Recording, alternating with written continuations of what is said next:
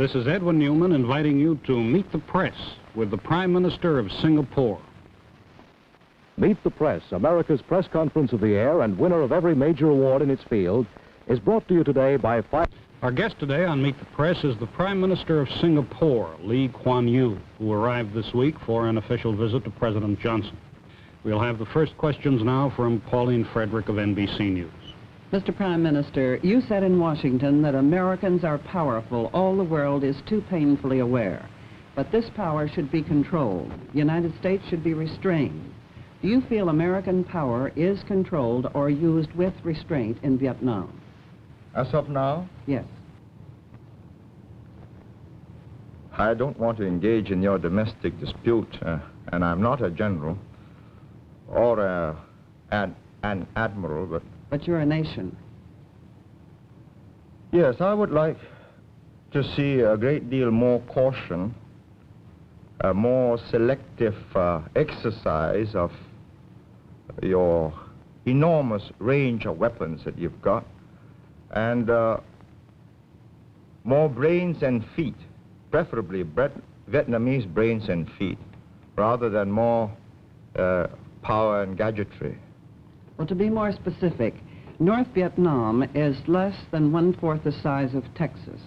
It's now being bombed at the level that the bombing was carried on in World War II, and has been bombed for almost 3 years. Do you believe that this bombing is controlled or restrained use of power? That's like asking me whether I've stopped beating my wife. I mean, I'd never beat my wife. Well, let me ask you this. 47 heads of delegations in the United Nations, many of them foreign ministers, said in this General Assembly, American bombing of North Vietnam should be ended unconditionally. Do you agree with them?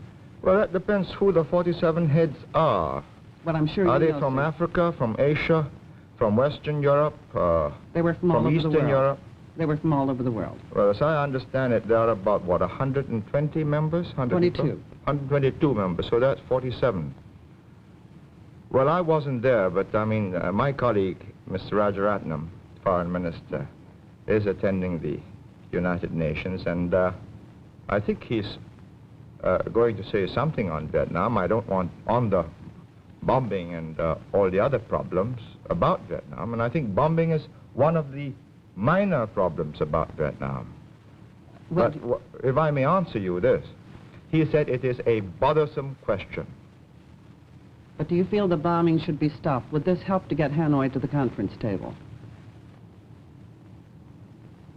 I think the bombing could be reduced and even stopped without any decisive change in the course of the war, but I think it does not follow that because you stop bombing, you'll have the North Vietnamese government to the conference table. Why should they go to the conference table? To help President Johnson win the elections?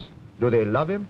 You know, Mr. Khrushchev said that he helped President Kennedy win by not seeing Mr. Nixon. In other words, are you saying that if the North Vietnamese should come to the conference table and there would be a settlement that President Johnson would win the next election? And by the same token, would he lose if there is not a peace settlement? I don't think it's as simple as that. I mean, you're putting words in, you're putting a form of words in such a tight and I think imprecise way, really, because the world is not so simple. It's not black and white. If they were to stop bombing, or you were to stop bombing, and if Hanoi were to meet with your president, it doesn't mean that there will be a settlement before the timetable for your presidential elections. And things can become very complicated, really, if it weren't.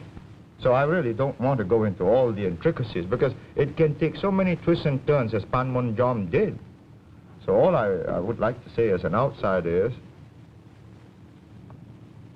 will we all, in the name of humanity and for the sake of human civilization, take great care that there is no miscalculation on the reactions, not only of the North Vietnamese, but of the Russians and of the Chinese, because there must be a point at which they must react.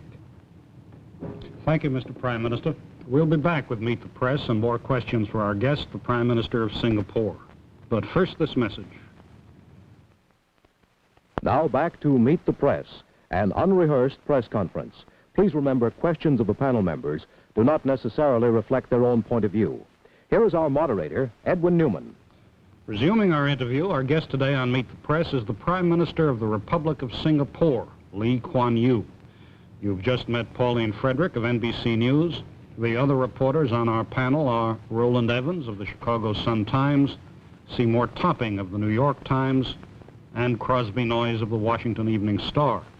Lawrence E. Spivak, permanent member of the Meet the Press panel, will be back next Sunday. We'll continue the questions now with Mr. Evans. Mr. Prime Minister, you said in a recent speech, quote, "The wrong kind of conclusion to the mess in Vietnam can absolutely unscramble the whole lot of us in Southeast Asia." What did you mean by unscramble the whole lot of us? Well, one of the problems in Southeast Asia is that it consists of relatively new and fragile independent nations. They've just become independent since the Second World War. And the great problem is the will to resist.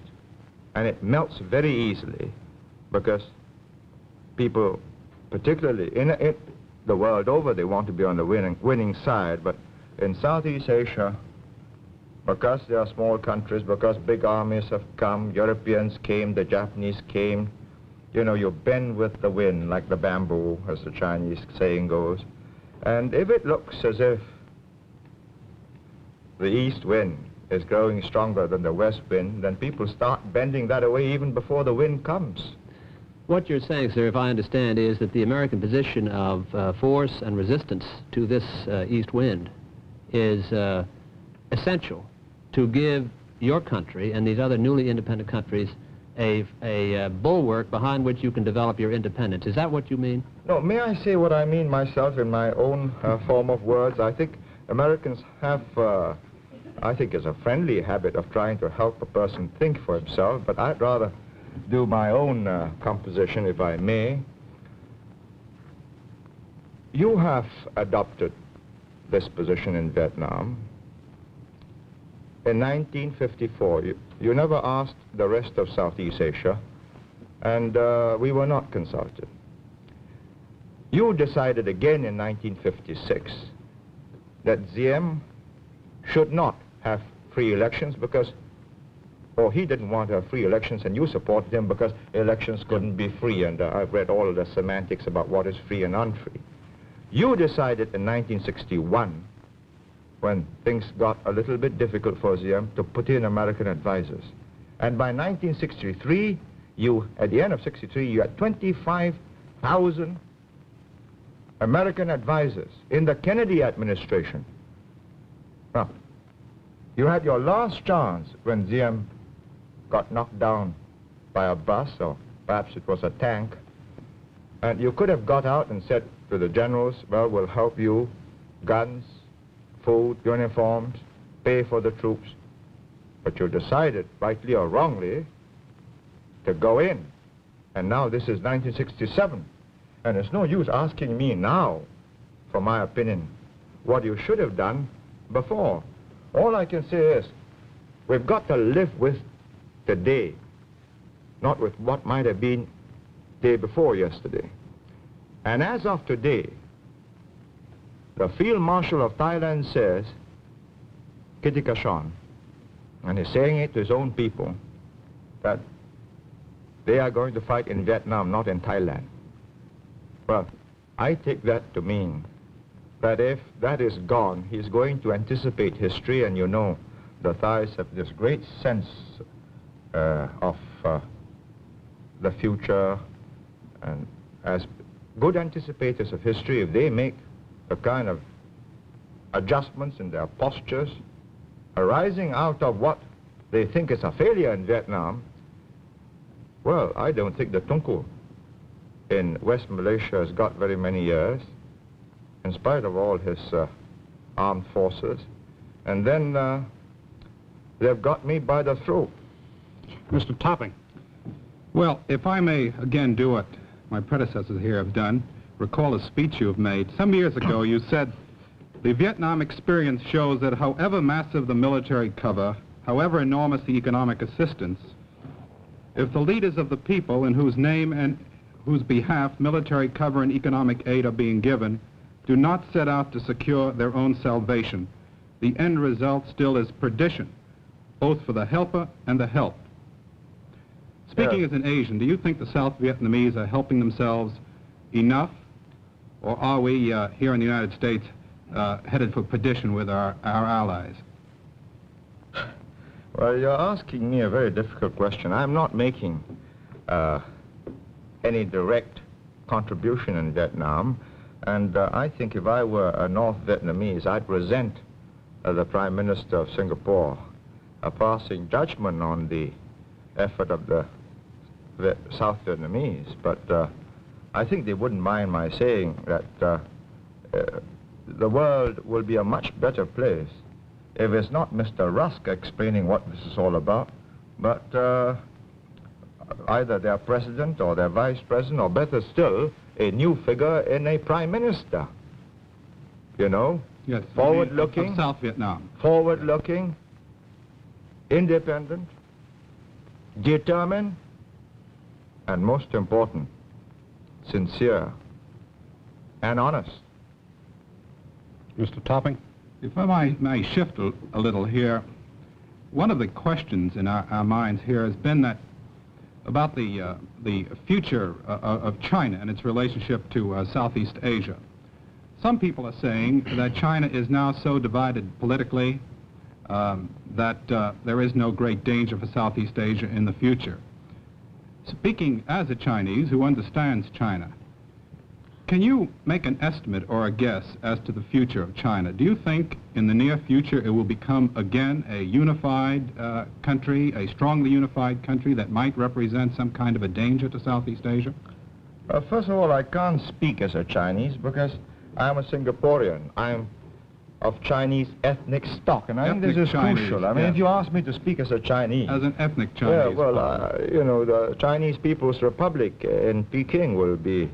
I think quite rightfully indignant, and so will the other aspirant in Taipei. But speaking as a Singaporean, with some of the built-in memory programming of the Chinese people, I would say that if you believe that the Chinese people will just splinter up into so many warlord communist committees, each governing a province or even part of a province, then you will make one of the gravest mistakes about Asia.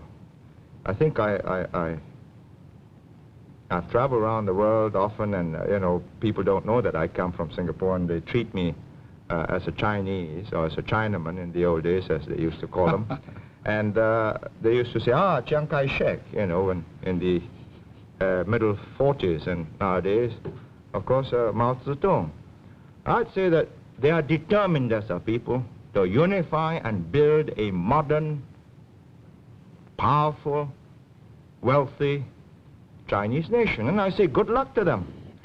And I think the moment they get prosperous, good luck to me, because I'll be much safer. I don't believe, however, you know, the simple theory that they're just going to send their armies across and eat up Southeast Asia. It's too simple. And it's too simple for you, for the Americans, and for us, because then it's naked aggression. The whole of South Asia will gel together and meet an incoming invader. But they've got this make-it-yourself kind of revolution. Wars of national liberation. You know, here's the text.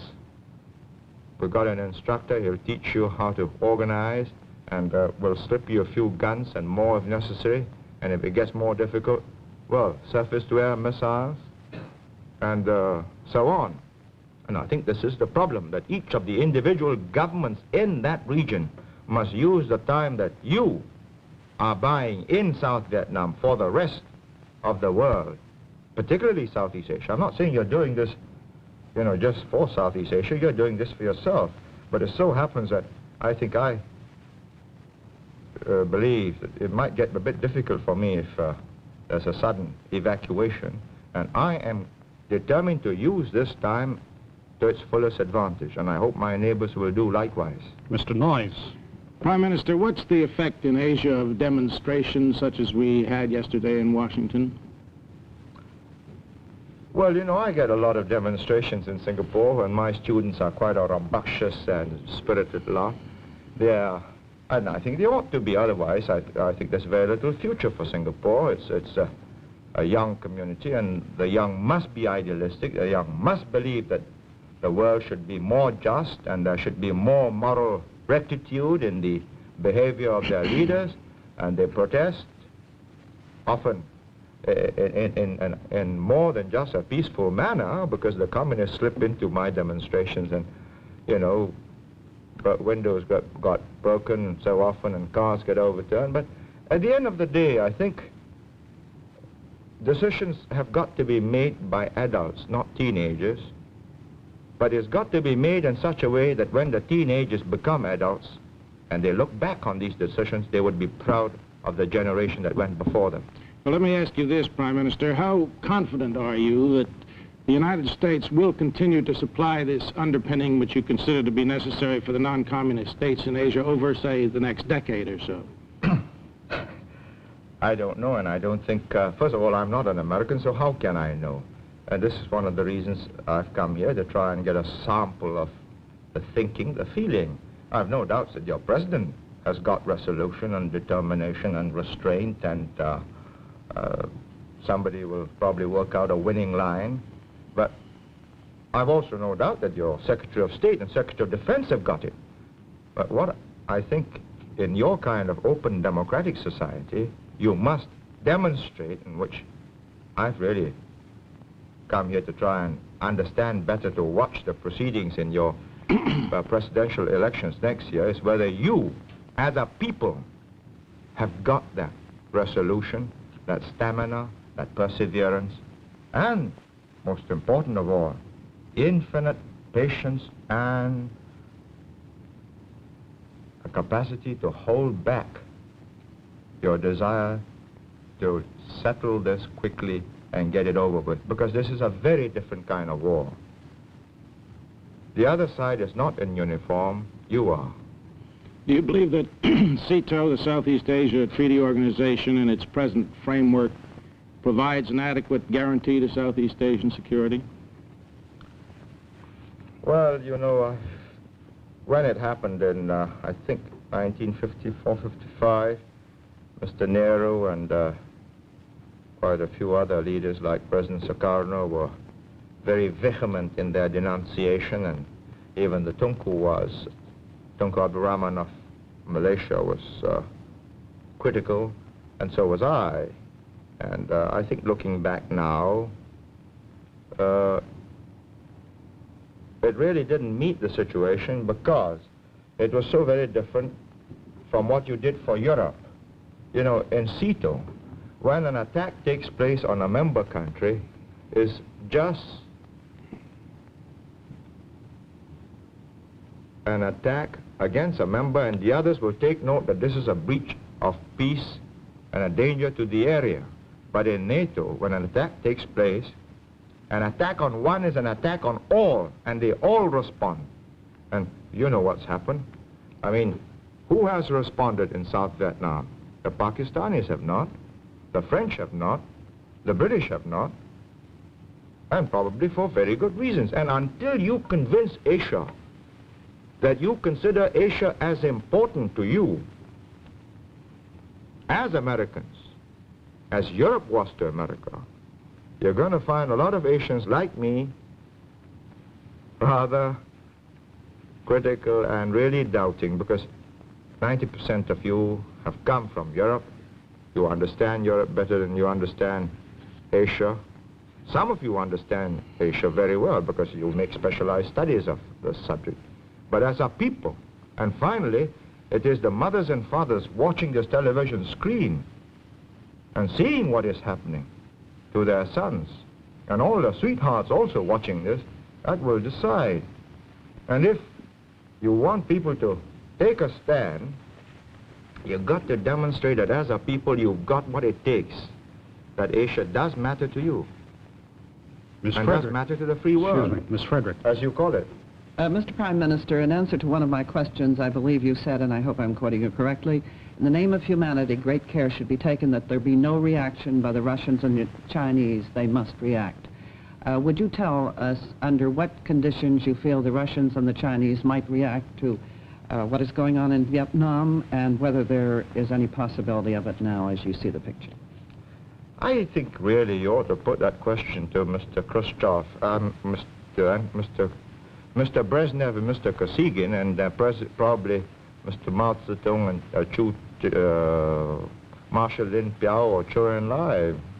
I really can't answer this, but I'm quite certain that at some point they will decide that their own national interests are at stake and they must respond. Excuse me, gentlemen. Ms. Frederick, we have a little more than 3 minutes left. Mr. Evans. Mr. Prime Minister, you made it clear that you are concerned about the resolution, particularly beyond the '68 election and into the future of the U.S. in Vietnam and in all of Asia, that our interest is stable and long-term. Would it not help resolve that difficulty, as you see it, if your country put a small token force? You only have 2 million in your population, I understand, but if you put a small token force into the field to assist in the work that is being done over there against what we call aggression from the North, wouldn't that help the United States to resolve this issue? I don't see it as my duty as the Prime Minister, an elected Prime Minister of Singapore, and not a client state of the United States. I'm not in receipt of your aid, nor am I here to seek aid. I'm doing all right. I hope to do more trade with you. And I don't think it is the duty of the elected representative, leader of Singapore, to go and involve his country in a situation which can end disastrously for his whole people. And as I've said, if there is no resolution shown, and God knows what can happen between now and November 1968, you tell me what happens to all your allies who have gone in with you in South Vietnam. Mr. Topping. Well, in connection with what you've just said, I remember once you said, in fact, I believe you said it to me, when we were talking about your neutrality, you said, I am not neutral where the survival of my people are concerned. Now, if your survival does depend upon how well the United States and the South Vietnamese are able to do in Vietnam in the sense of containing the Asian communists, don't you think you should help more directly? I think my survival is not threatened yet. I've got my British friends and my Commonwealth friends in the area up till the middle 70s, and that's a very long time in the history of Southeast Asia. But, of course, it could change fundamentally by decisions you can make in South Vietnam between now and 68 and 69. And as the situation changes, we shall be watching it most intensely and avidly. And we shall make contingency plans. We have to. We have about 1 minute left, Mr. Noyes. Prime Minister, if, as you said, the treaty, the CETO treaty, were strengthened to be more like NATO, with the same guarantees that NATO provides, would your country adhere to such a treaty?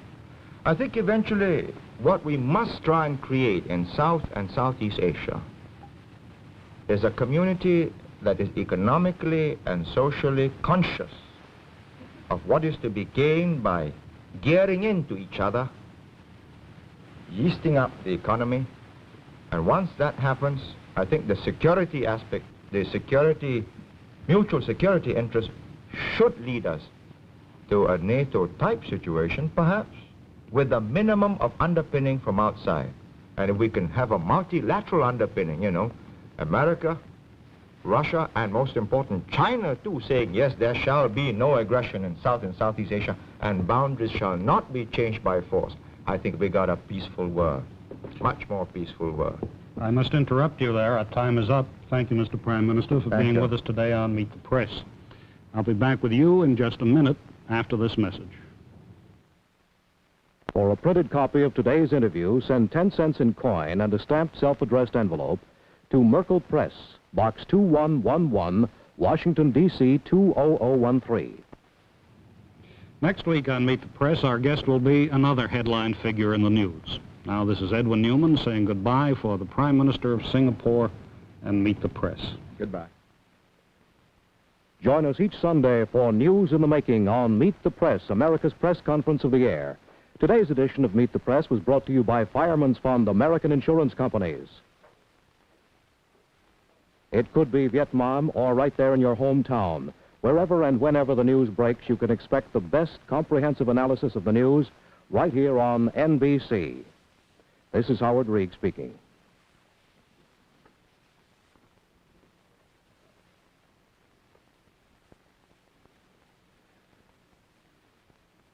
Meet the Press has been a public affairs presentation of NBC News and has come to you live from our studios in New York City.